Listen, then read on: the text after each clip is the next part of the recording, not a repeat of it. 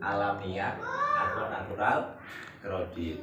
Natural kredit inilah yang secara psikologis ini akan sangat menghambat dalam perkembangan secara psikologis terhadap putra-putrinya.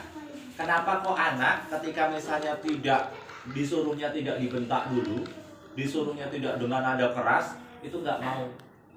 Kenapa? Karena pada dasarnya anak itu kan secara psikologis mengamati dari lingkungan terdekat. Kalau misalnya bundanya itu dalam memberikan pemahaman itu selalu teriak-teriak, anaknya makanya jadi kebal. Pak, anak saya itu kalau saya nggak gituin itu nggak mau, Pak. Itu karena apa? Itu karena kebiasaan yang kita lakukan terhadap anak dalam memberikan pemahaman, memberikan pengertian itu selalu dengan nada-nada yang tinggi, sehingga anak terbiasa seperti itu. Jadi anak menganggap kalau bundanya belum seperti itu, belum serius, belum marah. Jadi anak di sini tenang-tenang saja, sampai setiap hari dibentak-bentak terus dengan nada tinggi terus. Padahal secara psikologis ketika kita memberikan pemahaman dengan nada intonasi yang tinggi, dengan dengan istilah ancaman, itu ternyata akan mempengaruhi dari kondisi psikis dari segi tumbuh kembangnya. Kurang lebih seperti itu ya. Ya, baik. Itu adalah untuk pengawalan. Tetapi sebelumnya saya ingin memperkenalkan diri dulu. Nama saya Anjar Diarno. Kami dari Lembaga Psikologi Tumbuh Kembang Anak. Kantor pusat kami ada di Lipo Karawaci.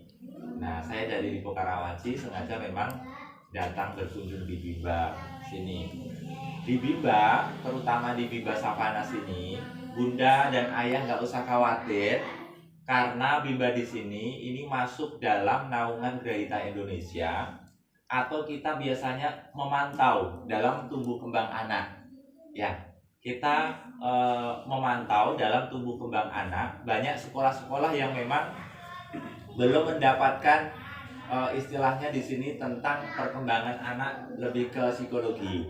Tetapi alhamdulillah Bimba Savana ini sudah tergabung dalam naungan Grahita Indonesia. Bapak Ibu ketika menyekolahkan putra putrinya di sini, nggak apa-apa, nggak masalah. Tapi kita nanti pantau dalam tumbuh kembangnya seperti apa, perkembangannya gimana, cara belajarnya gimana, terus belajar yang efektif supaya nanti minat bacanya itu lebih berkembang nanti gimana, kita dampingi. Kami dari lembaga psikologis mendampingi itu terutama di Bimba Savana sini. Jadi untuk tumbuh kembang kami biasanya memang bekerja sama dengan Bimba Savana sini.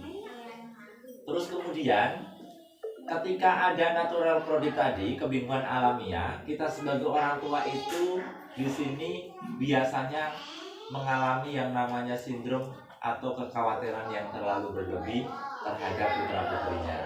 Aduh, anak saya ini sudah mau SD, tapi kok yo bacanya, terus kemudian belajarnya kok belum maksimal. Ya, kebanyakan orang tua juga mengalami hal yang sama seperti itu, dan itu sangat dimaklumi. Anak usia dini ketika usianya masih di bawah 7 tahun, yang paling penting kita tekankan di sini adalah pendidikan dasarnya apa?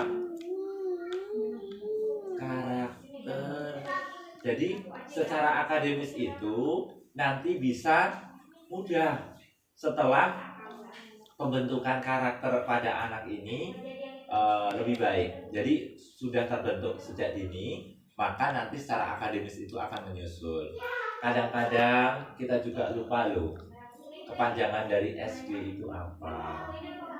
Kepanjangan SD apa? Sekolah dasar. Berarti kalau sekolah dasar, dasar secara akademisnya itu dibentuk di situ ya? Iya. Nah, nanti di sini kita kekhawatiran juga jangan terlalu berlebih. Nah, kalau saya lihat dari metode Bimba ini sangat baik karena kan dalam pembelajarannya ini kan semi individual ya. Jadi ada batasan satu guru berapa murid ya? Maksimal berapa Bu? 4 ya. Jadi lebih kondusif itu untuk supaya anak-anak lebih mengerti karena di sini ada anak-anak yang aktif. Nanti saya ingin memberikan pemahaman ciri-ciri yang namanya, pernah dengar otak kanan dan otak kiri? Manusia itu mempunyai fungsi dasar, otak kanan dan otak kiri. Nah, otak kanan dan otak kiri ini sangat mempengaruhi terhadap belajarnya. Caranya berbeda, caranya harus tidak sama. Karena kalau otak kanan dan otak kiri itu belajarnya disamakan, itu nggak bisa. Karena itu yang kita lihat dalam perkembangan secara psikologis itu, perbedaan dari otak kanan otak kiri itu dalam cara pikirnya berbeda, menangkapnya berbeda dalam belajarnya. Ya, ciri-ciri dominasi kerja otak kanan yang bekerja, ciri-cirinya gimana? 1, fokusnya pendek. Ini nanti bisa kira-kira anak saya itu lebih ke kanan atau kiri supaya nanti lebih mudah dalam belajarnya, mengarahkan. Ciri-ciri dominasi kerja otak kanan, fokusnya pendek, konsentrasinya pendek. Dengan fokusnya pendek, konsentrasi pendek, biasanya kalau belajar itu pengennya cepat selesai, tidak menyukai hal yang monoton, pengennya praktis, cepat pada inti. Maka jangan heran kalau minat bacanya kurang. Ini adalah ciri-ciri otak yang berfungsi itu otak kanan.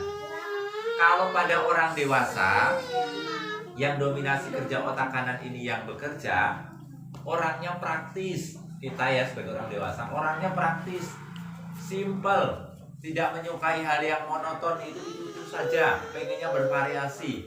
Kalau Bunda dominasi kerja otak kanan, sebagai contoh, saya kasih uang 50.000, Bunda suruh belanja, praktis kan, orangnya simple, tenang Pak, nanti dapatnya banyak. Nah itu gak usah khawatir. Itu seperti itu. Dominasi kerja otak kanan itu simple, praktis, dan biasanya dalam belajarnya tidak suka monoton. Saran kami dalam belajarnya, sudah tahu kan minat bacanya kurang, kami menyarankan pembelajarannya itu lebih menggunakan audio visual. Audio visual itu apa? Menggunakan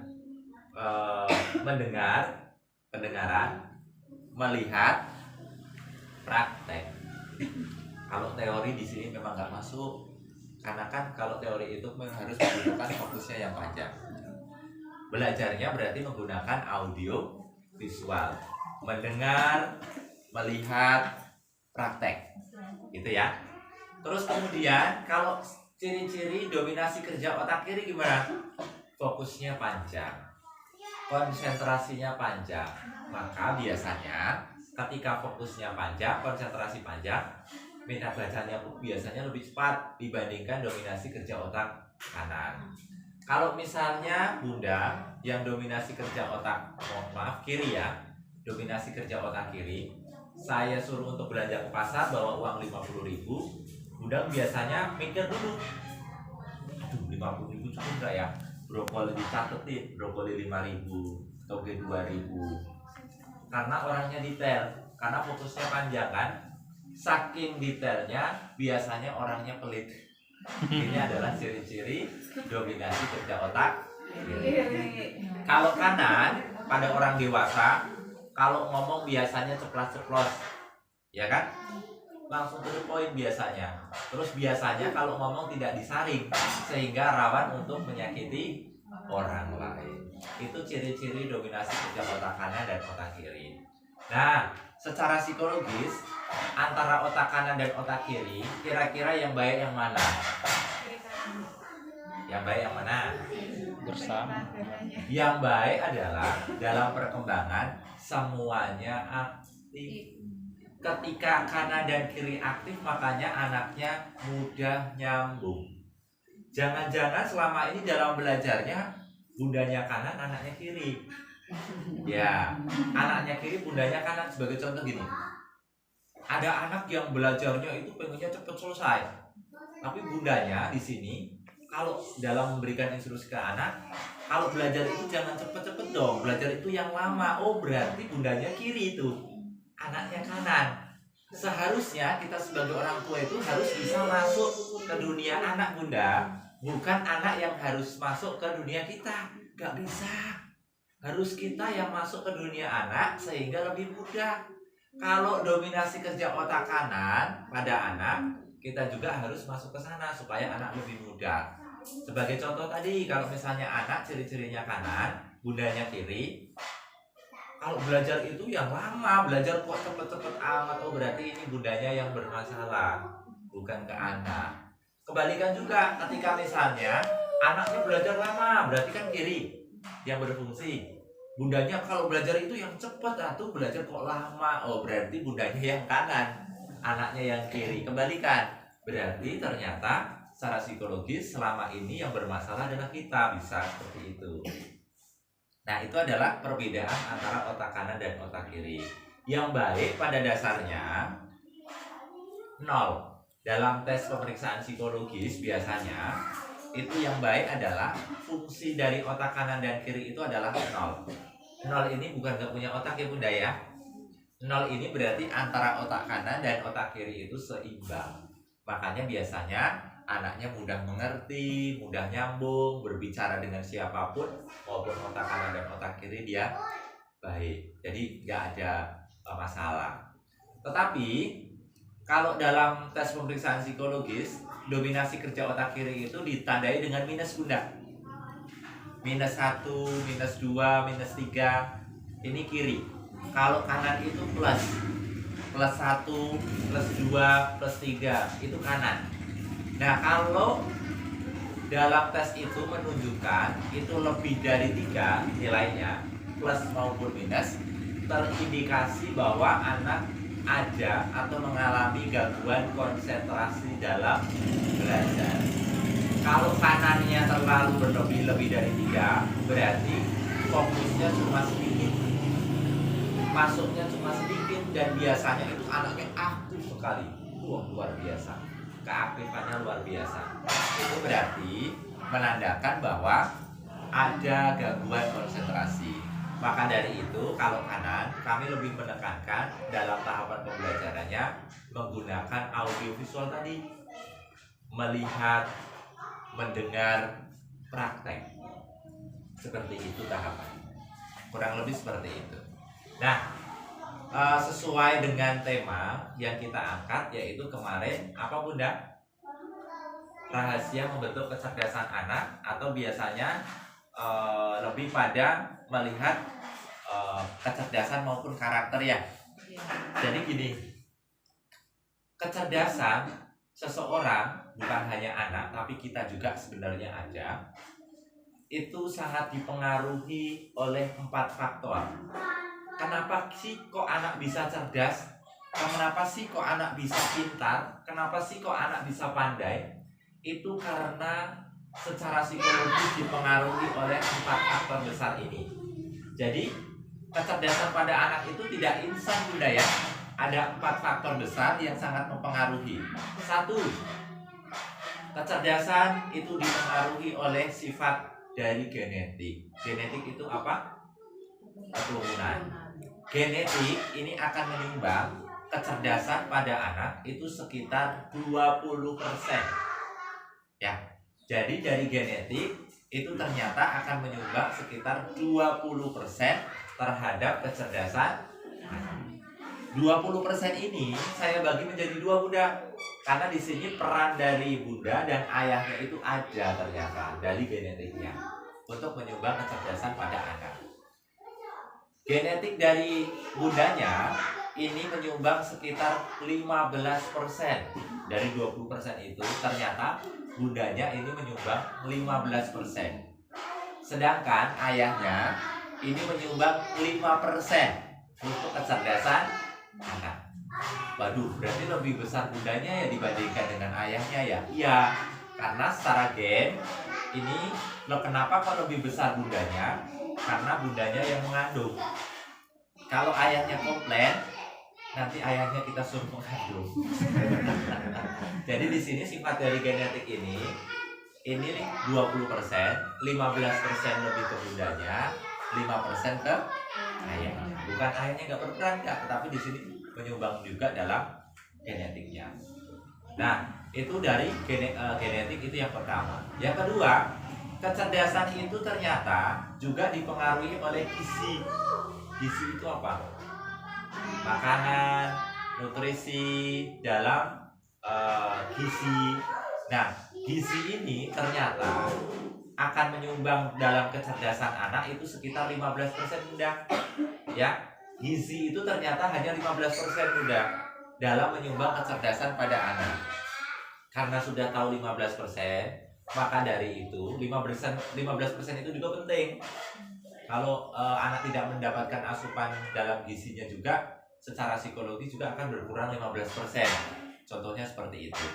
Tapi jangan mentang-mentang gizi ini penting, baik untuk kesehatan anak, kecerdasan anak. Karena brokoli itu katanya baik untuk kecerdasan anak, setiap hari dikasih brokoli terus, ya, dikasih ikan terus. Nah, tetapi secara psikologis yang baik adalah, secara kesehatan adalah 4 sehat 5 sempurna. Jangan mentang-mentang chicken itu enak, anaknya lahap kalau makan chicken, dan juga murah, 1 potong 7.000 untuk 2 kali makan, pagi sama siang, dikasih chicken terus. Kalau bisa, secara psikologis adalah seimbang. Kalau dikasih chicken terus-menerus seperti itu, secara psikologis, kenapa kok anak tidak makan sayur itu? Kenapa? Karena kebiasaan dari pola kebiasaan yang kita terapkan itu, kalau anak sudah tidak suka sayur, berarti sudah kita sugesti bahwa anak saya tidak makan sayur, Pak. Kalau saya masak sayur pasti nggak mau. Ya sudah, saya nggak masak, gitu. Kalau setiap hari orang tua ngasih chicken, berarti bertanda orang tua yang malas masak. Kurang lebih seperti itu. Yang ketiga, kecerdasan itu ternyata sangat dipengaruhi oleh lingkungan terdekat atau kebiasaan Bunda. Lingkungan terdekat ini akan menyumbang sekitar 15% juga Bunda, Ayah, Bapak, Ibu. Jadi lingkungan terdekat ini akan menyumbang kecerdasan pada anak loh. Sebagai contoh, kalau anak selalu dikurung di rumah terus, tidak diberikan untuk belajar dari lingkungannya secara psikologis, maka di sini anaknya juga menjadi anak pendiam, pasif, dan biasanya interaksi sosialnya jadi kurang.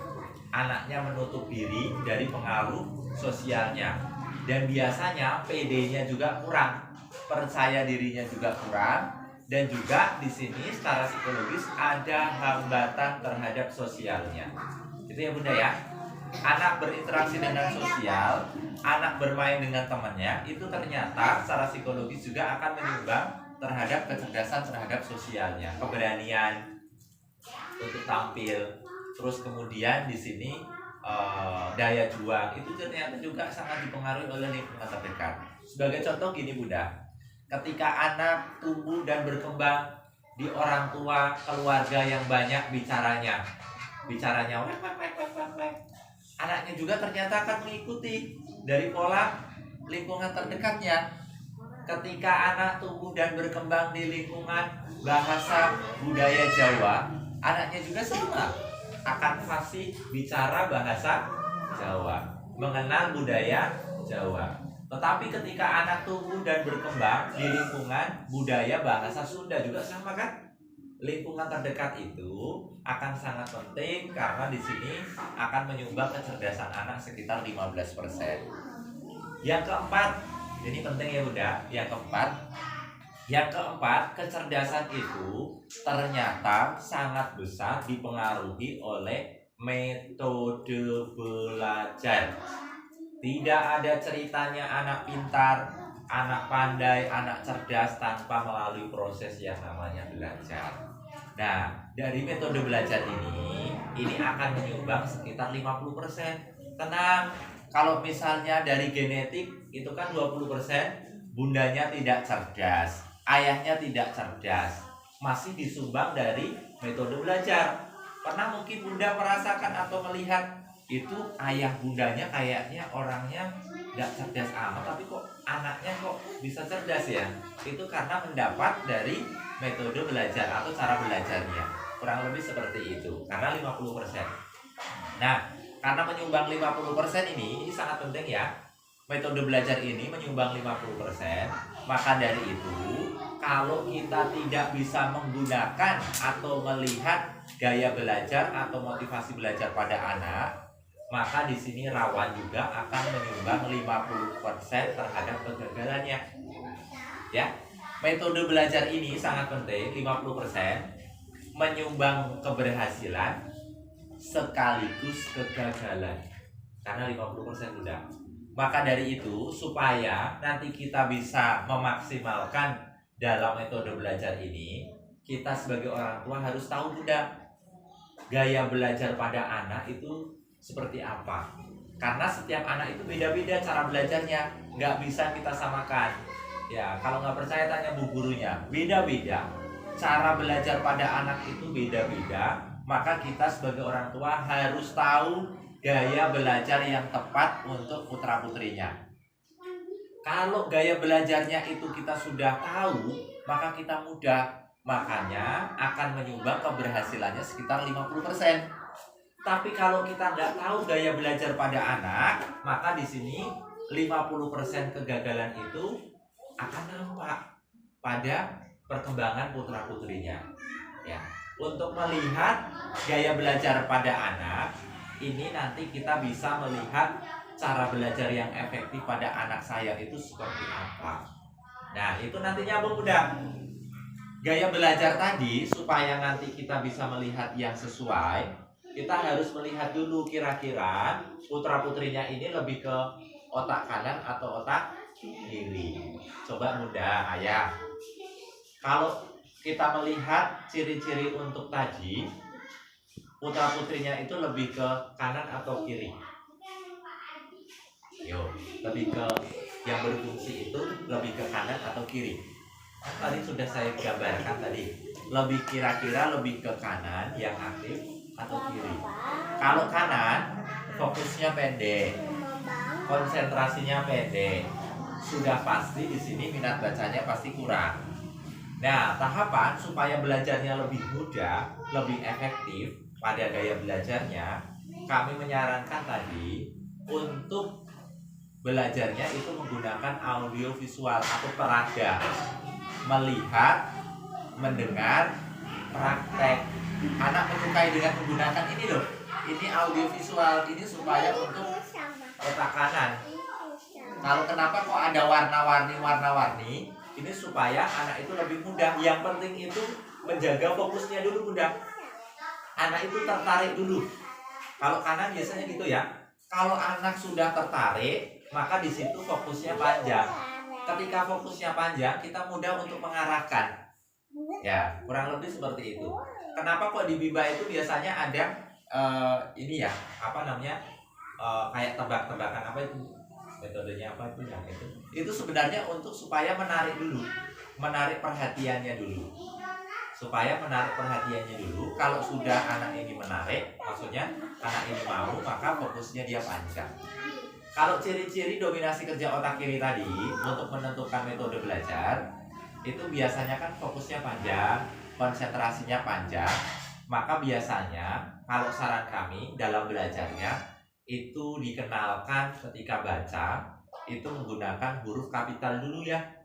Jangan biasanya menggunakan yang kecil dulu, tapi dikenalkan huruf kapital yang besar-besar dulu. Kemudian kalau bisa dalam belajarnya, kalau untuk membaca, mengenalkan huruf itu menggunakan metode penebalan.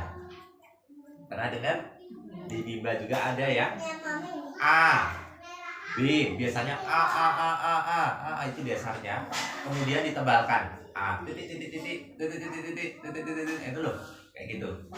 Anak disuruh itu sebenarnya untuk mengarahkan dari segi motoriknya, karena kalau dengan penebalan itu anak biasanya fokusnya sudah panjang, itu biasanya akan mudah. Tapi kalau untuk anak-anak yang kanan itu memang agak sulit. Udah capek kan, udah ya istirahat dulu, minum dulu, boleh nggak? Apa lu alasannya biasanya banyak. Itu dominasi kerja otak kanan. Ya, kurang lebih seperti itu. Nah, kira-kira ini kan sudah kita lihat ya, rata-rata putra-putrinya itu lebih ke kanan atau kiri?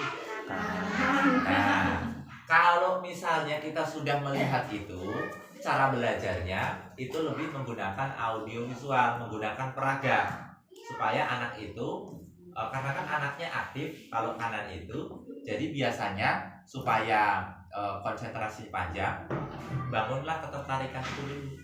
Kalau anak itu sudah tertarik, anggapannya menarik, maka anak itu fokusnya akan panjang. Kurang lebih seperti itu. Ya, itu untuk melihat dari motivasi belajar untuk mempengaruhi dari perkembangan kecerdasan pada anak. Kita ulang lagi supaya nanti bunda dan ayah juga mengerti. Ada 4 faktor yang mempengaruhi kecerdasan intelektual pada anak. Yang pertama apa tadi? Genetik. Berapa persen? 20%. Yang kedua, gizi. Berapa persen? 15. Yang ketiga, lingkungan terdekat. Berapa persen? 15. Yang keempat, metode belajar atau gaya belajar pada anak. Nah, gaya belajar ini akan menyumbang sekitar 50 ya bunda ya terhadap keberhasilan sekaligus kegagalan kalau kita tidak bisa melihat gaya belajar pada anak. Kurang lebih seperti itu. Ya. Sekarang kecerdasan itu pernah dengar yang namanya IQ? IQ itu apa? Kecerdasan, iya, kecerdasan. IQ itu apa sih? Singkatan dari apa? IQ itu, nah nanti ketika seminar seperti ini, nanti kalau ada yang tanya kan tahu jadinya. IQ itu singkatan dari intelligence quotient. Intelligence quotient itu adalah gambaran pengukuran pada kecerdasan anak. Kalau biasanya pernah dengar yang namanya tes IQ, tes bakat, tes itu kelihatan kan IQ-nya. Nah, IQ itu adalah intelligence quotient yang biasanya untuk melihat itu aspek kecerdasan itu, yang pertama kami biasanya melihat perkembangan antara mental dan kalender. Mental itu apa? Mental itu sebut saja daya pikir, terus pola pikir, kecepatan, respon, tanggap. Itu mental. Kalau kalender itu apa? Kalender itu usia anak 1 tahun, 2 tahun, 3 tahun, dan seterusnya. Itu kalender. Secara psikologis dalam perkembangan antara mental dan kalender itu tahapannya sejalan ya bunda ya, ayah ya, beriringan. Perkembangan pada anak normal itu biasanya antara mental dan kalender itu sejalan, normal. Tapi tidak selalu sejalan. Ada yang kalendernya yang berkembang duluan, ada yang mentalnya yang berkembang duluan, ada yang berbarengan. Kalau berbarengan, sepantaran anak usianya rata-rata perkembangannya sama ya. Anak itu sudah bisa baca, anak saya juga sudah. Anak itu sudah lancar bicaranya, anak saya sudah. Berarti sama perkembangannya. Tapi dalam perkembangan itu nggak sama juga. Ada yang mentalnya yang berkembang duluan, ada yang kalendernya. Kalau kalendernya yang berkembang duluan, usianya yang berkembang duluan dibandingkan mentalnya, itu biasanya dalam psikologis, dalam tes psikologi, itu biasanya kalau usianya yang berkembang duluan dibandingkan mentalnya, sebagai contoh, anak itu sudah usianya 9 tahun, ya, kalendernya 9 tahun. Tapi pola pikirnya, daya pikirnya masih seperti anak 7 tahun, 6 tahun, bahkan 4 tahun. Nah, itulah yang disebut biasanya anak berkebutuhan khusus. Karena usianya yang berkembang duluan dibandingkan dengan perkembangan mental. Nah, biasanya IQ-nya itu di kisaran antara 80 ke bawah. Kalau IQ-nya itu 80 ke bawah, itu bisa disebut anak tersebut mengalami hambatan atau mengalami gangguan sehingga belajarnya tidak maksimal, belajarnya terganggu, sehingga di sini dalam kesiapan akademisnya juga lebih rendah dibandingkan dengan anak sepantaran. Ada anak Down syndrome, ada anak autis, ada anak retardasi mental, ya, dan banyak lagi. Dan juga ada hambatan ketika misalnya, mohon maaf, dari fungsi matanya itu tidak berfungsi dengan baik, dari pendengaran itu tidak berfungsi dengan baik. Kalau tadi yang ibu tadi bilang, ketika anak mengalami gangguan dalam pendengaran, otomatis di sini bicara juga akan susah. Karena anak kan untuk belajar bicara itu kosakata dan semua kan dari pendengaran. Kalau pendengarannya itu terganggu secara psikologis, bicaranya juga terganggu. Maka kita simpulkan biasanya anak, yang mohon maaf ya, anak berkebutuhan khusus, contohnya untuk anak yang tunawicara atau wicaranya itu ada masalah, itu biasanya juga pendengarannya juga sama. Ketika anak itu mohon maaf pendengarannya kurang atau bahkan sama sekali tidak bisa, bicaranya pun tidak bisa, kami biasanya menganjurkan untuk komunikasinya itu menggunakan bahasa isyarat. Kayak gitu ya. Nah, itu IQ-nya bila di bawah 80, berarti terindikasi ada kebutuhan khusus dan harus secara khusus dalam penanganannya. Itu menggunakan terapi. Kalau bicaranya berarti terapi bicara, kalau perilakunya berarti terapi perilaku, kalau pendengaran itu biasanya lebih nanti bisa ke THT untuk melihat dalam pendengarannya seperti apa, supaya nanti bisa dibantu alat bantu. Kalau pendengarannya itu lebih dari 50%, itu bisa dipasang alat bantu. Kalau misalnya pendengarannya itu kurang dari 50%, masih 30% juga sama bisa. Tapi kalau 30% ke bawah, itu tidak bisa. Kurang lebih seperti itu. Ya. Tapi kalau IQ-nya itu di kisaran 90 sampai 109, itu normal. Normal itu berarti sepantaran anak saya itu rata-rata perkembangannya seperti itu. Anak saya sudah berjalan usia 1 tahun, anak yang lain juga sudah. Berarti sejalan dengan perkembangan anak-anak usia rata-rata itu. Nah, populasi dalam dunia untuk perkembangan anak ini rata-rata 60% itu anak normal yang IQ-nya antara 90 sampai 109. Ya. 20%-nya anak berkebutuhan khusus, 20%-nya anak yang cerdas. Anak cerdas itu sedikit loh, hanya 20%. Kurang lebih seperti itu. Jadi kalau IQ-nya itu antara 90 sampai 109 itu disebut normal. Yang 60% rata-rata anak tersebut normal, nggak ada masalah. Tapi kalau misalnya mentalnya yang berkembang duluan sekarang, anak itu usianya baru 6 tahun loh Pak, tapi daya pikirnya sudah seperti anak 8 tahun, anak 10 tahun. Berarti ini perkembangan mentalnya berkembang duluan. Berarti ini bagus kan Bunda? Iya, secara psikologis bagus. Mentalnya yang berkembang duluan. Sebagai contoh, anak tersebut usianya baru 6 tahun, tapi daya pikirnya sudah seperti anak usia 8 tahun ke atas. Nah, inilah yang disebut superior. Biasanya perkembangan IQ-nya itu di kisaran antara 110 sampai dengan 130. Itu masuknya superior.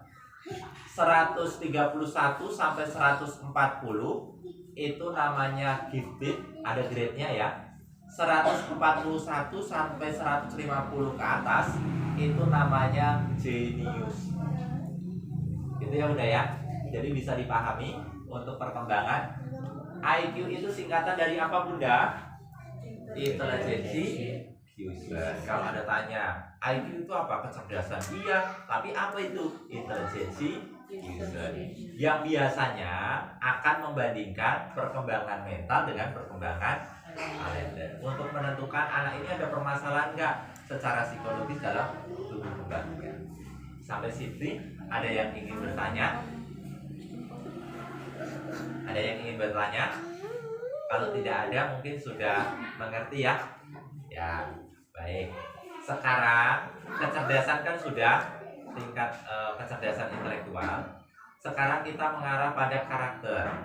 Kalau kecerdasan intelektual tadi dibentuk dari 4 faktor, kalau kecerdasan emosi ya atau karakter anak itu biasanya terbentuk karena apa Bunda? Sharing saja. Pola asuh, ada lagi. Lingkungan, ada lagi. Karakter pada anak itu terbentuk karena apa? Lingkungan, pola asuh, ada lagi. Ya, saya akan jelaskan. Kalau tadi ada 4 kecerdasan intelektual, kalau sekarang karakter itu ada 2. Karakter pada anak itu dipengaruhi oleh yang pertama genetik juga. Tapi genetik itu hanya 5% ya Bunda ya. genetik itu ternyata akan menyumbang karakter pada anak itu sekitar 5%. Sebagai kita lihat, bicara anak kok persis dengan ayahnya ya, berjalannya persis dengan ayahnya. Oh, kok cara ngomongnya persis dengan ayahnya. Ayahnya medok, anaknya juga medok. Misalnya dari orang Jawa misalnya, kayak gitu. Itu sebagai contoh sederhana. Tetapi yang lebih besar untuk perkembangan karakter anak ini ternyata dari kebiasaan Bunda. Ya, kebiasaan itu akan menyumbang 95% terhadap karakter anak. Sebagai contoh, tadi ketika anak tumbuh dan berkembang di lingkungan budaya bahasa Jawa juga sama kan? Ketika itu anak berkembang di lingkungan budaya bahasa Sunda juga sama kan? Iya, jadi karakter itu terbentuk akibat dari kebiasaan yang kita terapkan. Kalau misalnya gini, Pak, anak saya itu dalam belajarnya susah, nggak mau belajar, itu karena apa? Anak saya susah sekali Pak kalau belajar, nggak mau belajar. Kenapa? Karena secara psikologis kita sebagai orang tua tidak pernah menjadwalkan jam yang jelas, sehingga anak tidak terbiasa belajar. Itu pokok permasalahannya. Kenapa kok anak saya nggak mau belajar? Karena kita sebagai orang tua tidak pernah menjadwalkan jam yang jelas. Sifat kita di sini hanya menasihati, memberitahu, memerintah anak. Kalau misalnya cara kita dalam memberikan pemahaman belajar ke anak, misalnya gini, ayo kita sekarang belajar, anak jawabnya gimana? Nanti, besok, nggak mau, ya kan? Sekarang udah jam 7 loh, kok nggak belajar?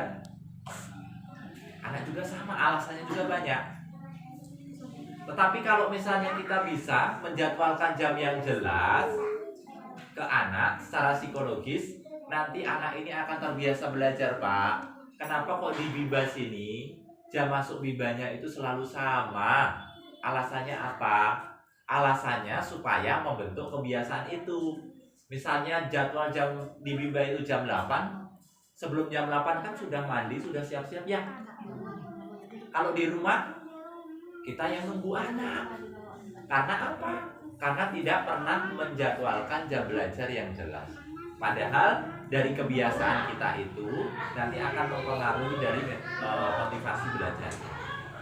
Ya, gini Bunda, Ayah, sepulang dari seminar ini, apakah mau nanti Bunda menjadwalkan jam belajar ke anak? Gak usah panjang-panjang. Anak yang di bawah usia 10 tahun ini belajarnya itu maksimal hanya 15 menit saja. Apalagi yang dominasi kerja otak kanan, wah gak bisa. Fokusnya pendek, maksimal 15 menit. Tapi kalau bisa harus jamnya yang jelas. Jamnya itu sama setiap hari. Nah, kalau Bunda menerapkan jam yang jelas itu, saya yakin sekali, 2 kali, sampai 4 kali anak belum terbiasa itu wajar. Pasti nanti Bunda menemukan drama Korea atau drama ikatan cinta. Pasti itu. Karena secara psikologis ketika anak kita berikan jam yang jelas itu belum terbiasa, itu menjadi beban Bunda. Sama seperti kita juga ketika itu rutin, itu juga menjadi beban. Tapi kalau misalnya sudah 5 kali, 6 kali, 7 kali dan seterusnya, anak itu menjadi terbiasa, sehingga secara psikologis motivasi belajarnya itu sudah terbentuk. Itu sudah menjadi kewajiban. Kalau sudah menjadi kewajiban itu kan sudah nggak beban Bunda. Kurang lebih seperti itu. Tapi ingat, buatlah kesepakatan dulu sama anak untuk memulai itu supaya anak itu tidak menderita. Kesepakatannya gini. Nah, tadi kan Bunda, Ayah dari seminar ya, apalagi ini anaknya ikut, pasti anaknya ngerti. Tadi suruh menentukan jam belajar yang jelas. Nanti mulai besok jam belajar kamu nanti jam 7 ya, sebagai contoh gitu. Nanti belajarnya itu nggak lama kok, hanya 15 menit saja. Tapi Bunda punya tantangan. Kalau dalam 1 minggu berturut-turut kamu nggak bolong dalam belajarnya hanya 15 menit, jamnya sudah ditentukan Bunda, nanti kamu dapat hadiah. Kira-kira mau nggak? Caranya gitu. Tapi kalau kita hanya suruh-suruh, anak tidak mempunyai gambaran nanti ketika dia belajar itu motivasinya apa, nggak mau. Gitu. Nggak setiap hari dikasih Bunda, kami tidak menyarankan. Kalau setiap hari dikasih nanti menjadi kebiasaan juga. Tapi kalau 1 minggu kan ada jeda, sehingga anak ketika mendapatkan hadiah itu, misalnya hadiahnya mainan, itu nggak gampang rusak. Karena anak untuk mendapatkan itu perlu ini perjuangan. Tapi kalau anak yang biasanya mudah sekali mendapatkan sesuatu dari orang tua, itu pasti nggak tahu mainan itu rusak terus, karena mudah sekali untuk mendapatkan. Jadi motivasinya itu di sana, ya sudah nanti rusak kok, nggak dari dini kita berikan ke situ, seperti itu.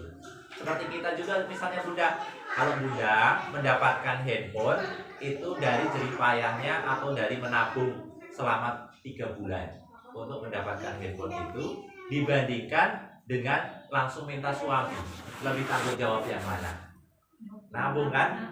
Kalau nabung 3 bulan, Bunda pasti ingat dibuat mainan anak saja jatuh sedikit. Aduh, ini kan Bunda itu dapatnya itu nabung 3 bulan. Gitu. Anak juga sama Bunda ternyata. Kurang lebih seperti itu. Harus diberikan tanggung jawab itu supaya nanti anaknya lebih mandiri. Kira-kira bisa nggak Bunda? Nanti setelah pulang dari seminar ini, kami harap supaya membentuk motivasi belajarnya, itu kita harus ada jam belajar yang jelas. Jangan sampai kita yang dikuasai anak. Kalau kita yang sudah dikuasai anak susah. Ya, kita nggak tegaan. Kita juga di sini biasanya kalau sudah dikuasai anak itu, anaknya rajin tantrum. Ada di sini yang putra-putrinya sering tantrum. Tantrum itu kalau minta sesuatu tidak dituruti luar biasa, susah dibendung, ngambek, sensitif, mudah baper, dan kemudian nangis, teriak-teriak, guling-guling bahkan. Itu namanya tantrum. Kalau sudah tantrum berarti anak sudah mulai menguasai orang tua. Anak tantrum itu akibat dari kasih sayang orang tua yang terlalu berlebih, tapi kontrolnya yang kurang, sehingga anaknya yang menguasai orang tua. Kalau orang tua sudah dikuasai anak, ya susah atau Bunda? Gimana? Itu sudah menjadi kebiasaan. Kurang lebih seperti itu. Ada tantrum 2 hal ya. Tantrum itu ada aktif dan pasif. Kalau di sini Bunda, ciri-cirinya anaknya tantrum lebih ke aktif atau pasif. Kalau tantrum pasif, itu anaknya cenderung biasanya sensitif, perasa, mudah baper. Dan biasanya kalau nangis, ya, kalau misalnya minta sesuatu tidak diturutin, biasanya ngambek, tapi dia kayak patung. Nggak nangis, tapi butuh waktu lama. Nah kayak gitu, itu berarti menandakan pasif. Tantrum pasif namanya. Kalau tantrum aktif, itu menggunakan motoriknya. Wah, tenaganya luar biasa, super sekali. Wah, apalagi kalau misalnya anaknya tantrum, bundanya langsung narik tangannya, diomel-omelin, lama sekali tantrumnya. Gitu. Tapi tantrum itu pada dasarnya anak sedang cari perhatian. Gimana Pak caranya untuk menangani anak saya supaya tidak tantrum? Yang pertama, didiamkan dulu. Ya, anak tantrum itu harus didiamkan dulu, sehingga apa? Sehingga di sini kan anak tantrum itu anak camper. Kalau langsung kita omel-omelin kan berarti iya. Kalau misalnya kita langsung turuti, apalagi kalau langsung kita dekati, apalagi berarti kan cari perhatiannya dapat tuh. Ya, anak tantrum itu adalah anak yang cari perhatian, maka langkah pertama harus didiamkan sekitar 10-15 menit. Anak tantrumnya pasif, didiamkan dulu, itu lebih baik dibandingkan dengan diajak bicara. Kenapa Dek? Kamu marah ya sama Bunda ya? Gitu aja marah, langsung terberubah jadi tantrum aktif. Kurang lebih seperti itu. Kalau sudah didiamkan, ya, terus kemudian kalau dalam mendiamkan tadi ya, mohon maaf, saya kurang tadi. Jangan didekati, pokoknya didiamkan sekitar itu. Kalau sudah didiamkan, nanti didekati, apa yang kita lakukan?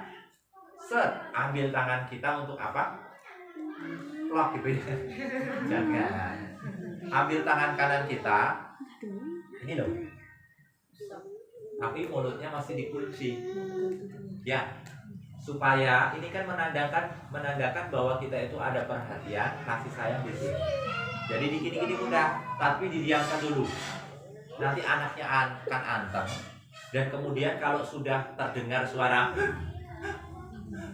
Nabi kasih ya, kita diamkan dulu. Habis itu kita memberikan pemahaman ke anak. Berarti tantrumnya dia sudah reda. Ketika kita mulutnya dibuka itu pas sudah reda. Sudah anak itu sampai ngomong seperti itu. Tapi nanti dikasih ya. Nah itu kayak gitu. Itu berarti tantrumnya sudah reda. Itu mulai dikasih pengertian, anak itu masuk. Kalau bisa hari itu jangan langsung dikasih, tapi harus ada jeda busuk supaya anak ini secara emosi mampu untuk ini istilahnya itu di sini untuk menunggu. Kalau sudah tantrumnya tantrumnya reda seperti itu dikasih ya sama aja. Padahal kan untuk supaya anak itu tidak tantrum itu supaya menjadi kebiasaan anak. Kalau anak bisa menunggu seperti itu secara psikologis nanti bundanya enak. Nah, kalau ada anak yang kecerdasan emosinya sudah baik sekali, sebagai contoh gini, anak yang kecerdasan emosinya baik itu sebagai contoh gini, kalau minta apa-apa itu wah luar biasa. Bunda, nanti kalau sudah punya uang, aku beliin ini ya. Bunda, nanti aku akan nabung. Kalau sudah banyak nanti buat beli itu ya, tapi nanti bunda tambahin. Nah, itu kecerdasan emosinya bagus. Kurang lebih seperti itu. Anak sudah bisa mengontrol emosinya seperti itu. Kayak gitu. Bunda, nanti kalau bunda sudah gajian, aku beliin ini ya. Ah, itu kan kecerdasan emosinya baik. Nah, kalau sudah seperti itu berarti sudah bagus kecerdasan emosinya dan biasanya tidak tantrum. Kalau tantrum itu yang biasanya ada gambaran kita yang dikendalikan oleh anak. Sampai di sini ada yang ingin bertanya? Pak, anak saya kesulitan dalam belajar, nggak apa-apa. Anak saya masih suka ngompol, boleh. Nggak apa-apa ditanyakan itu karena apa, terus caranya gimana supaya tidak ngompol. Padahal untuk anak-anak di atas seharusnya ya normalnya itu 4 tahun itu sudah tidak ngompol loh. Tapi kenapa kok masih ngompol? Itu pasti ada sesuatu yang harus dituntaskan, yang harus diperbaiki. Ada di sini anak yang masih suka ngompol? Ada. Kita bahas ya. Yang pertama, anak yang masih suka ngompol itu biasanya dipengaruhi oleh ketika usia 6 bulan atau dari 0 tahun, berarti dari setelah kelahiran 6 bulan ke atas sampai dengan 2 tahun, orang tua kecanduan menggunakan pampers. Pertama ya, itu. Kalau dari usia 0 sampai 2 tahun itu dikasih pampers, kan itu kebiasaan seperti itu. Jadi anak juga di sini tidak mengerti kalau pipis itu ternyata ada tempatnya. Itu ya. Untuk merubah itu perlu waktu lama. Nanti cara merubahnya gimana nanti saya berikan pemahaman itu. Yang kedua adalah kurangnya sugesti dari sejak dini. Ketika mau tidur itu diberikan pemahaman bahwa pipis dulu, kebiasaan pipis dulu. Biasanya kalau mau tidur, kalau pipis bilang ya 3 kali bunda, nggak cukup sekali.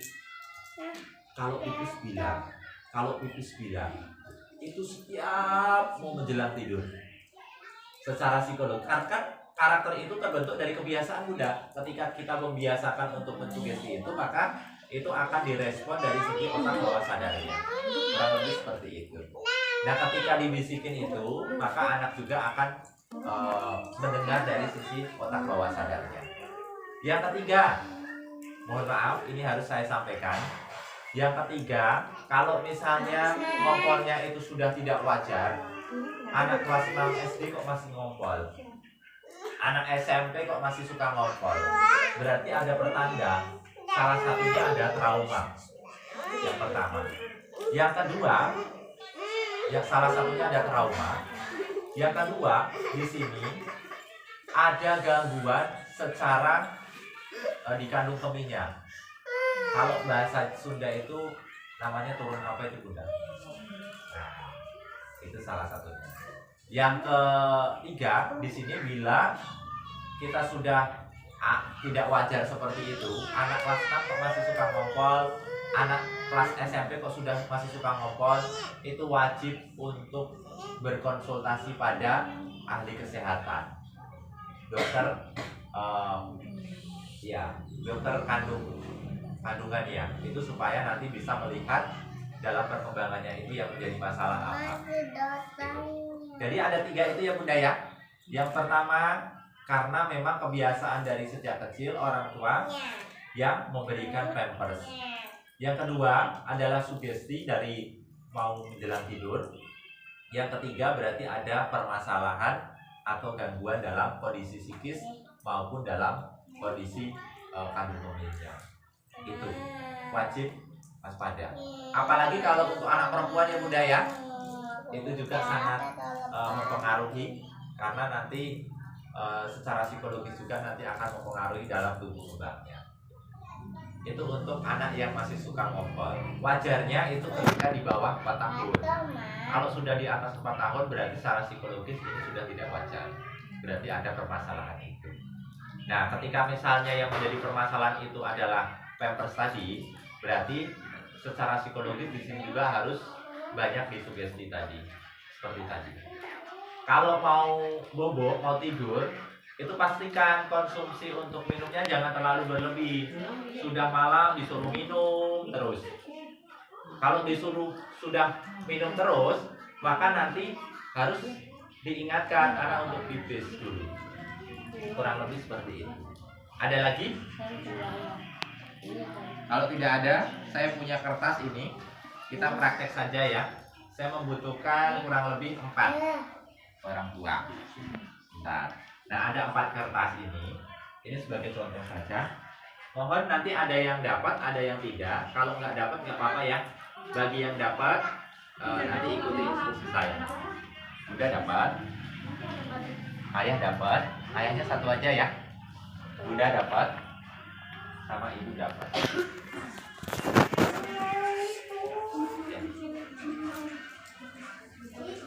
Ayah, Bunda yang mendapatkan kertas tersebut mau dibuat apa terserah.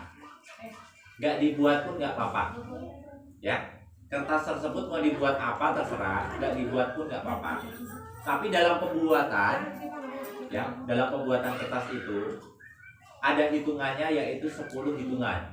Yang menghitung adalah Bunda dan Ayah yang tidak mendapatkan kertas sebagai bentuk dukungan. Yang mendapatkan kertas tenang, itu bukan ujian ya. Tenang, jadi tenang. Hanya coba. Yang usah ini hanya sekedar ini aja. Yang mendapatkan kertas, hitungannya 10 hitungan. Yang menghitung kita semua yang tidak mendapatkan kertas. Sudah siap? Mau dibuat apa terserah, nggak dibuat pun nggak apa-apa. Yuk, kita mulai yuk. 1, 2, 3, 4, 5, 6, 7, 8, 9, 10. Selesai. Ya. Selesai. Baik. Ini untuk pembentukan karakter ya. Jadi tadi memang saya belum bicara sejak awal. Kenapa alasan kok harus dilipat pakai kertas? Supaya nanti ini lebih mudah. Saya memberikan pemahaman supaya lebih mudah dimengerti. Maka menggunakan ilustrasi menggunakan kertas ini. Nah, anak itu kan ibaratnya seperti kertas putih ya. Ya. Yang membentuk karakter itu siapa? Orang tua atau lingkungan terdekat kan? Nah, kalau anak itu ibaratnya seperti kertas putih, kalau saya ibaratkan ini anak, ini loh yang Bunda bentuk karakternya. Lupa, tadi Bapak nggak bilang ya. Ya memang saya nggak bilang supaya spontan aja. Karena kan kita sebagai orang tua tidak pernah belajar menangani anak kan. Tidak ada belajar yang untuk mengasuh anak kan. Langsung praktek kan. Makanya inilah karya bunda dan ayah semua. Kalau ini saya ibaratkan anak, pertama dulu ini, walaupun tidak ujian, tapi harus ada pertanggungjawaban ya. Nanti kita tanya satu-satu. Kira-kira membentuk anaknya itu pengen seperti apa menggunakan kertas ini. Ini siapa tadi? Buat apa Bu? Kalau ini anak, ibu mau buat apa ini? Tadi buat apa? Oh, pesawat. Berarti sejak dini bunda sudah mempunyai pandangan kalau anak saya besar, saya cita-citakan untuk jadi pilot. Tepuk tangan dong. Pertanyaannya, sudah jadikah pesawatnya? Gak apa-apa ya bunda ya. Tapi bunda sudah mempunyai keinginan untuk sejak kecil anak sudah punya gambaran nanti jadi pilot. Apa? Ini siapa tadi? Ayo, siapa tadi? Ingat-ingat. Siapa tadi? Kalau yang itu saya. Oh, yang ini. Ibu buat apa? Oh, buat perahu. Perahu. Berarti kalau perahu, bunda sejak usianya anak ini di sini sudah dibentuk. Misalnya karakternya, keinginannya nanti ingin menjadi pelaut, ingin menjadi nakoda, gitu ya. Ini menjadi nakoda. Ini sebagai gambaran ya. Kalau untuk membuktikan bahwa pola asuh orang tua itu berbeda-beda, maka kertas ini juga sudah terlihat bunda. Orang tua A, sebut saja ya, orang tua B, ini ternyata dalam pola asuhnya berbeda loh. Pertanyaannya, masihkah bunda sampai saat ini selalu membandingkan anak bunda dengan anak lain? Enggak ya, enggak ya. Karena pengasuhan kita beda loh. Bunda yang ini ingin membentuk pesawat, bunda yang ini ingin membentuk perahu, beda. Dan kemudian perahunya juga belum selesai. Padahal waktunya di situ sudah ditentukan. Terus pesawatnya juga belum selesai. Kenapa kok bunda belum selesai dalam membuat? Tadi karena bunda mengalami kebingungan alamiah. Bingung.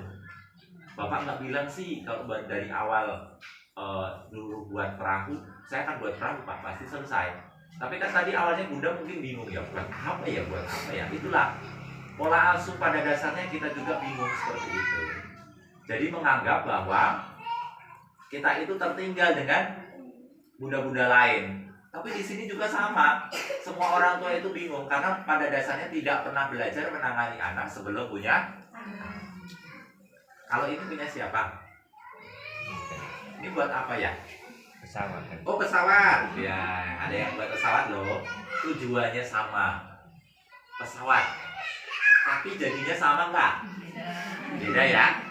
Nah inilah dalam perkembangan anak itu beda-beda bunda. Kita jangan menyamakan. Kadang-kadang kita juga iri kepada anak lain. Anaknya itu sudah bisa baca, anak saya kok belum ya? Aduh, sehingga anaknya di sini disakitin dalam arti secara psikologis, digenjot. Kamu harus baca. Itu si Kaira aja sudah bisa, masa kamu belum bisa baca? Ada yang seperti itu? Kasihan loh putra-putrinya. Padahal anak-anak yang secara akademis, secara belajarnya itu belum maksimal karena kesalahan kita. Kenapa kesalahan kita? Karena kita tidak mengerti tadi metode belajar pada anak atau gaya belajar tadi loh, yang seharusnya audiovisual tapi belajarnya menggunakan yang otak kiri. Kalau kita tadi sudah paham antara otak kiri dan otak kanan, maka nanti lebih mudah. Itu ya. Itu yang sebenarnya penting. Ini pesawat, tapi berbeda kan? Tujuannya sama, tapi kecepatannya beda, pembuatannya pun beda. Kurang lebih seperti itu. Nah, sekarang kalau ini tadi siapa? Oh, berarti ibu. Ini buat apa, Bu? Oh, kapal, berarti sama. Ada dua-dua ya, persis ya.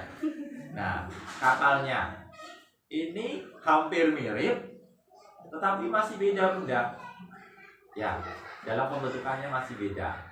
Jadi di sini secara psikologis pembentukan karakter itu sebaiknya dimulai memang dari anak usia dini. Kita dari dini itu dari awal itu sudah punya gambaran. Kalau saya bertanya ke bunda dan ayah semua yang datang di sini, bunda sudah mengerti belum kebutuhan dalam belajar anak, bakat dan minat anak nanti ke depan seperti apa? Belum ngerti. Nah itu kita harus punya data yang untuk bisa melihat nanti bakat minat anak itu seperti apa supaya nanti bisa dikembangkan. Oh, anak saya ini kecepatan dalam belajarnya itu lebih ke seni, berarti nanti digenjot ke seninya. Oh, anak saya ini lebih ke matematika, oh berarti nanti lebih dikembangkan di hitung-hitungan. Kayak gitu, karena kemampuan anak itu beda-beda. Oh, anak saya ini lebih cepat ke baca, oh berarti nanti dikembangkan ke lebih ke bahasa, lebih ke bahasa ya, baca itu lebih ke bahasa. Karena apa? Karena di situ bahasanya lebih mudah. Karena belajar bahasa itu dengan menggunakan teks itu lebih mudah dibandingkan dengan audiovisual. Kurang lebih seperti itu. Bisa bahasa Inggris, bahasa Jepang, bahasa Sunda, bahasa Jawa itu bisa dikembangkan. Itu kalau kita bisa melihat yang namanya bakat dan minat. Bakatnya anak itu seperti apa. Kalau sejak dini, misalnya sejak dini anak lebih berkembangnya itu lebih ke seni, nanti kita dukung. Bisa menjadi pelukis, bisa menjadi itu loh yang desain rumah itu apa, arsitek, kayak gitu. Itu sejak dini sudah bisa kita lihat. Itu berhubungan dengan seni, seni musik, seni lukis, seni tari dan lain-lain, itu bisa dikembangkan. Kalau misalnya anaknya matematika yang berkembang, sejak usia dini itu sudah kita punya gambaran. Oh, anak saya nanti ketika kuliah nanti ambilnya manajemen, ambilnya administrasi, ambilnya perpajakan, kayak gitu loh. Itu sudah ada gambaran. Kenapa kok kita belum punya gambaran itu bunda ayah? Karena kita tidak punya data, karena kita tidak mengerti kebutuhan pada anak yang mendasar. Padahal sejak usia dini itu sudah terlihat bakat dan minatnya. Kurang lebih seperti itu. Bunda pun mungkin sudah merasa, oh anak saya ini lebih cepat seperti ini, belajarnya seperti ini, kayak gitu. Apalagi kalau misalnya nanti mau ke SD, SMP, SMA, itu juga kan butuh support dari orang tua. Sampai di sini ada yang ingin bertanya? Ada anaknya yang biasanya ciri-ciri logikanya itu berkembang baik bunda. Kalau logikanya berkembang baik, biasanya bicaranya banyak. Kalau ngomong itu dari A sampai Z nggak selesai-selesai. Kalau ngomong. Terus kemudian orangnya kritis, anaknya kritis. Saking kritisnya, biasanya ya anaknya mudah sekali untuk memanfaatkan situasi. Sebagai contoh, kalau logikanya itu berkembang, kalau minta apa-apa itu pas ada tamu. Ada, itu berarti perkembangan logikanya dia main. Perkembangan logikanya bagus. Ya, anaknya caper. Dia pintar sekali memanfaatkan. Wah, kalau misalnya pas ada tamu, peluangnya lebih besar. Kalau nggak ada tamu, ya pasti nanti dapatnya dibentak-bentak dulu sama orang tua, kan gitu. Nah, itu cirinya gini bunda. Anaknya kritis. Kalau ngomong itu dari A sampai Z nggak selesai-selesai, itu nyambung terus. Ngejar anaknya. Kalau belum dapat itu biasanya tidak selesai. Dan kemudian anaknya kritis, bicaranya banyak, dan biasanya anaknya jago ngeles. Jago ngeles. Itu ciri-ciri anak-anak yang logikanya itu berkembang dengan baik. Itu bisa kita gali untuk bakat minatnya. Bisa saja kalau logikanya itu baik menjadi guru. Guru itu kan juga jago ngeles. Enggak, Bu. Terus kemudian dokter, logika. Konselor, itu juga logika. Terus kemudian masuk ke misalnya uji coba misalnya lebih ke dosen, itu juga lebih ke kemampuan logika. Terus kemudian kalau misalnya kemampuan dasarnya itu matematika tadi, aritmatika, guru matematika, guru fisika yang berdasarkan uji coba atau ilmiah ya. Terus kemudian di situ juga lebih ke istilahnya di situ perpajakan, itu juga lebih ke aritmatika. Administrasi, nah, kayak gitu lebih ke aritmatika atau matematika. Kurang lebih seperti itu. Itu untuk mengenal dari fungsi dari kemampuan dasar pada anak. Bunda ya, perkembangan pada anak usia dini itu penting ya, karena karakter itu ketika baru 7 tahun ke bawah atau 10 tahun ke bawah lah, itu masih mudah dibentuk. Bunda mau bentuk seperti apa itu bisa ketika usianya masih 10 tahun ke bawah. Kalau 10 tahun ke atas bukannya nggak bisa, tapi susah karena ego anak sudah berkembang. Anaknya ego, anaknya dinasihatin, anaknya bisa nasihatin balik, kan susah. Itu kalau 10 tahun ke atas. Mumpung putra putrinya itu masih di bawah usia 10 tahun, kita bentuk yuk untuk perkembangan karakternya supaya nanti menjadi pribadi yang lebih baik lagi, pribadi yang nanti lebih mudah untuk kita berikan pengarahan. Kurang lebih seperti itu. Ternyata bisa kita bentuk. Udah pernah dengar yang tadi, untuk membentuk karakter pada anak itu diperlukan analisa atau menggunakan metode. Kalau dalam istilah pemeriksaan psikologis itu menggunakan data tes psikologi. Dengan menggunakan data tes psikologi itu nanti kita bisa melihat dari awal pembentukan karakter anak itu seperti apa, karakter anak saya itu seperti apa, mulai mengenal karakter pada anak. Anak saya itu tipenya sensitif Pak, perasa, mudah baper. Maka kita harus bisa menyesuaikan. Oh, cara untuk memberikan pemahaman ke anak itu seperti apa, supaya nanti tidak secara psikologis di sini melukai dari kondisi psikis anak. Yang kedua, kalau kita sudah melihat karakter anak, maka kita mudah-mudah cara untuk memberikan pemahaman ke anak itu lebih mudah. Gitu. Yang kedua, kita nanti juga bisa mengembangkan dari motivasi intelektualnya dalam belajarnya lebih maksimal. Oh, anak saya ini lebih ke otak kanan atau otak kiri yang berkembang. Ini lebih mudah. Kurang lebih seperti itu. Nah, kalau misalnya berkenan, kami Bunda Grahita, lembaga psikologi, ya, lembaga psikologi Grahita bisa menyajikan data itu untuk melihat perkembangan karakter pada anak, minat bakat pada anak, kecerdasan pada anak, dan kemudian apakah pola asuh saya ini sudah sesuai, apakah pola asuh saya ini sudah baik, apakah pola asuh saya ini salah, nanti terlihat dalam pembentukan karakternya.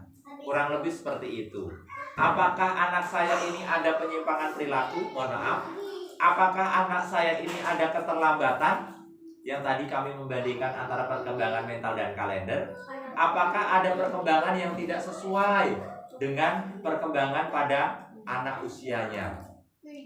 Anak saya ini motivasi belajar bacanya kok kurang, itu karena apa? Nanti kelihatan Bunda. Anak saya ini kok interaksi sosialnya kurang, itu nanti kelihatan. Caranya nanti seperti apa, untuk pemahamannya seperti apa, untuk memperbaikinya seperti apa, nanti kelihatan. Tapi kami juga tidak bisa kalau tidak menggunakan analisa data sebagai acuan atau menggunakan metode tes. Nah, mumpung Bunda, kalau misalnya di Bimba sini diadakan ada program tes, namanya tes psikotes atau pendampingan psikologis Pak Bunda biasanya, untuk melihat karakter dan bakat minat tadi, dan juga sekaligus kecerdasan pada anak.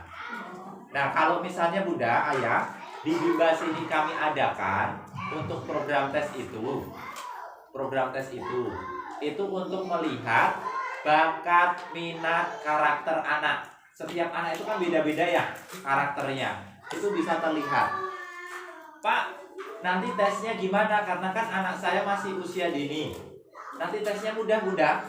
Anak kita tesnya itu interaksinya sendiri-sendiri. Anak kita suruh untuk membuat pola gambar. Balon, lingkaran, balon, lingkaran, balon, lingkaran. Itu untuk mengetahui kesiapan motorik kasar dan motorik halusnya. Gambar itu juga nanti bisa melihat apakah anak ini ada kecenderungan ke seni bakatnya. Gambar ini juga nanti bisa melihat kepribadian anak.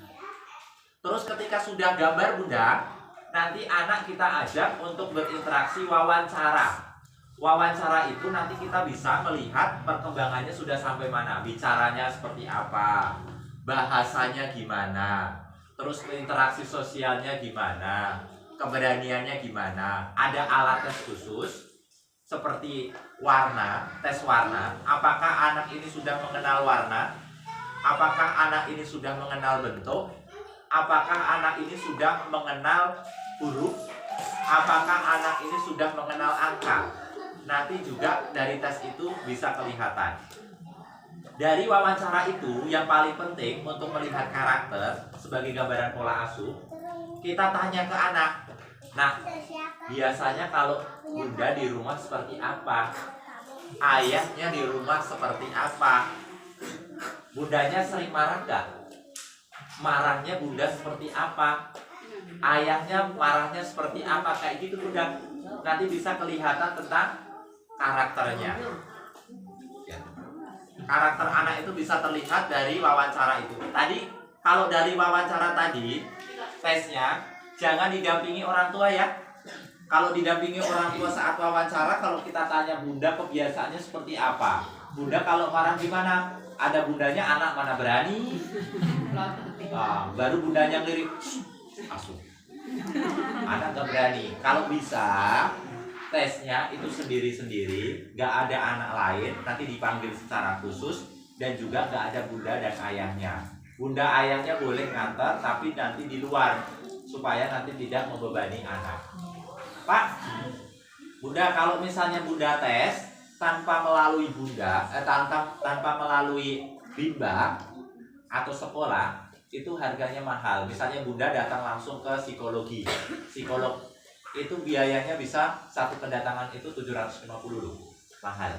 Tetapi ketika itu diadakan di bimbang, itu biayanya ada program subsidi karena memang dilakukan secara serentak atau klasikal, itu lebih murah. Satu anak itu biasanya kalau tes itu kena harganya 125. Nah 125 itu nanti buatlah sistem cicilan saja, tidak usah langsung ketika tes langsung bayar, nggak seperti itu. Tapi nanti ada jeda, mau 3 minggu atau 1 bulan terserah, nanti tinggal kesepakatan supaya nanti nabung. Intinya gini bunda, 125 itu untuk investasi supaya buat gambaran kita untuk mengarahkan karakter anak dan juga kecerdasannya seperti apa untuk mengetahui bakat dan minatnya. Tapi kalau kita pandangan 125 itu adalah membebankan untuk kita, itu nanti juga bermasalah karena nanti itu jatuhnya investasi. Satu kali anak untuk tes untuk kedepannya anak supaya lebih baik. Kalau kita bandingkan dengan kuotanya internet, 1 bulan berapa bunda? Ayah, 1 bulan bisa 60.000 kan, 50.000. Itu 2 bulan sudah 100 lebih. Tapi kalau untuk ini, untuk pendampingan psikologis anak, nanti hasil tes kalau sudah keluar, itu sudah satu paket dengan konsultasi dan penjelasan hasil. Kalau konsultasi pas penjelasan hasil tesnya itu, kalau bisa kedua orang tuanya datang. Ya, pas penjelasan hasil itu, kedua orang tuanya datang supaya lebih mengenal kondisi anak, melihat kondisi anak, bakat dan minatnya kita sampaikan. Oh, nanti kalau belajarnya diarahkan ke sini ya, belajarnya lebih maksimal seperti ini. Untuk melatih bacanya, efektifnya seperti ini bunda, supaya nanti kita bisa melihat dari metode belajar yang 50% tadi, supaya tidak salah. Kurang lebih seperti itu. Kalau misalnya berkenan, nanti kita agendakan untuk bimbas ini. Itu yang penting anaknya tes dulu saja. Tetapi nanti untuk pas istilahnya hasilnya sudah keluar, itu baru nanti pas proses pembayaran. Kalau misalnya ada, nanti nabung dulu di sekolah, di bimbang nggak apa-apa. Kalau nanti belum, misalnya nanti pas hasilnya keluar saya bayar ya Pak, ya nggak apa-apa. Itu nanti supaya untuk perkembangan pada anak kita melihat karakter dan juga kecerdasannya seperti apa. Nggak usah ini khawatir ya untuk soal biaya, karena itu sudah masuk ke program subsidi. Program subsidi itu nanti boleh ketika Bunda mempunyai 2 anak, anaknya sudah SD, SMP, SMA, mau ikut boleh, tapi harus dibimbang, nggak bisa secara pribadi, karena kalau secara pribadi biayanya sekitar 750, mahal. Tapi kalau diadakan di bimbang, ini hasil tes ini biasanya ada nama tertera bimbang. Kalau di sini Bimba Savana gitu, nanti ada Bimba Savana dikeluarkan di bimbang. Kurang lebih seperti itu. Yang data yang kami butuhkan adalah nama lengkap udah. Nama lengkap, tanggal lahir, jangan sampai salah ya. Karena tanggal lahir itu nanti penting, karena nanti kita akan membandingkan antara perkembangan mental dengan kalendernya seperti apa. Kurang lebih seperti itu untuk melihat grade tingkat kecerdasan intelektual atau IQ tadi. Terus data tadi hasil tes itu nanti digunakan untuk masuk SD. Ada yang usianya nanggung 6 tahun, katanya lulusan Bimba itu tidak bisa masuk SD, kata siapa? Lulusan Bimba itu bisa masuk SD, bisa, karena dari standar Bimba ini sudah bisa juga untuk masuk SD. Gak usah khawatir, katanya di luar sana katanya tidak dapat ijazah loh. Kalau di Bimba ada surat tanda kelulusannya juga, ada dari segi peringkatnya juga. Tapi kalau misalnya nanti ditambahin dengan tes psikologi, itu lebih memudahkan sekolah untuk nanti biasanya lebih mudah diterima. Kurang lebih seperti itu. Dari memori daya ingatnya, kalau daya ingatnya nanti kita bisa melihat anak ini daya ingatnya tinggi loh. Kalau daya ingatnya tinggi, jangan banyak ngobrol janji, anak nanti biasanya akan ditagih. Itu kelihatan Bunda. Kalau memorinya tinggi, untuk hafalan bagus, kami menyarankan ke sana. Kalau untuk hafalan bagus, yang kami butuhkan untuk itu nama lengkap, tanggal lahir, jangan sampai salah. Nanti mohon dicek di Bimba ya Bu ya. Kalau yang tanggal lahirnya salah, nanti supaya tidak ada kesalahan data. Karena nanti untuk lampiran masuk SD, sertifikat itu nanti bisa untuk lampiran ketika mau masuk SD. Karena kalau misalnya usianya nanggung, usianya kurang, itu juga menjadi sebagai syarat untuk masuk SD. Ada yang usianya kurang dari 7 tahun mau masuk SD, itu secara psikologis biasanya kemampuan akademisnya belum, tapi kita lihat untuk akademisnya supaya nanti lebih maksimal menggunakan data tes itu, lebih mudah. Nanti kalau pas tes itu orang tua dilarang untuk mendampingi, tidak diperkenankan, karena kami akan menggali secara pribadi terhadap anak. Penjelasannya nanti gimana Pak? Penjelasannya nanti sendiri-sendiri. Makanya nanti ketika orang tuanya keduanya harus datang. Kalau bisa hari Minggu, kalau bisa hari Sabtu, supaya kedua orang tuanya itu ada. Semuanya ada, tidak sedang bekerja. Karena ini penting. Kita harus sampaikan, oh pola asuhnya di sini kasih sayangnya yang berlebih adalah ayahnya. Kami menyampaikan, ya ini ternyata kasih sayangnya terlalu berlebih loh ayahnya. Budanya terlalu galak, wek-wek-weknya terlalu berlebih, misalnya kayak gitu. Nanti juga kita sampaikan, tapi di situ ada kedua orang tuanya kan lebih enak. Kalau budanya yang datang sendiri, nanti menyampaikan ke ayahnya gimana? Nanti jatuhnya ribut. Kalau ayahnya yang datang sendiri, nanti menyampaikan ke bundanya juga sama. Bundanya juga, ayah mah cuma nganter-nganter saja. Kalau selama setiap hari kan dengan bunda yang lebih tahu kan. Tapi kalau dengan hasil tes itu nanti semua orang tua kelihatan peran dari bundanya seperti apa, peran dari ayahnya seperti apa. Kami rekomendasikan semuanya harus datang karena sangat penting ketika pas penjelasan hasil tesnya. Kami butuhkan ya nama lengkap, tanggal lahir, supaya nanti kita juga bisa untuk melakukan program evaluasi itu untuk membandingkan antara mentalnya dan kalendernya itu sejalan nggak perkembangannya. Atau jangan-jangan di sini anaknya adalah anak yang cerdas, bakat dan minatnya nanti bisa dibentuk.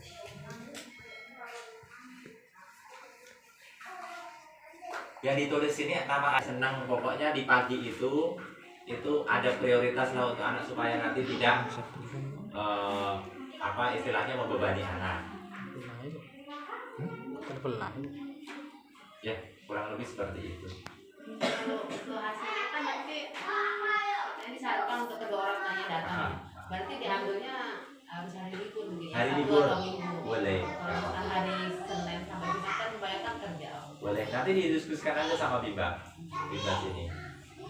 Kalau mau hari Sabtu atau hari Minggu monggo. Tapi intinya kami kalau Minggu atau Sabtu siap. Nggak apa-apa. Itu sampai jam berapa itu, Pak?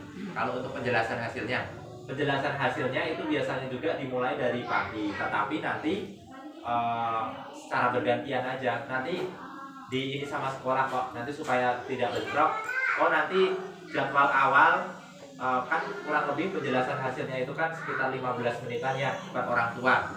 Nanti 15 menit pertama orang tua mana, orang tua siapa. Nanti 15 menit selanjutnya orang tua siapa, itu udah dischedule-kan nanti. Kita buat gitu supaya nanti lebih mudah. Juga nanti antrinya juga tidak terlalu lama.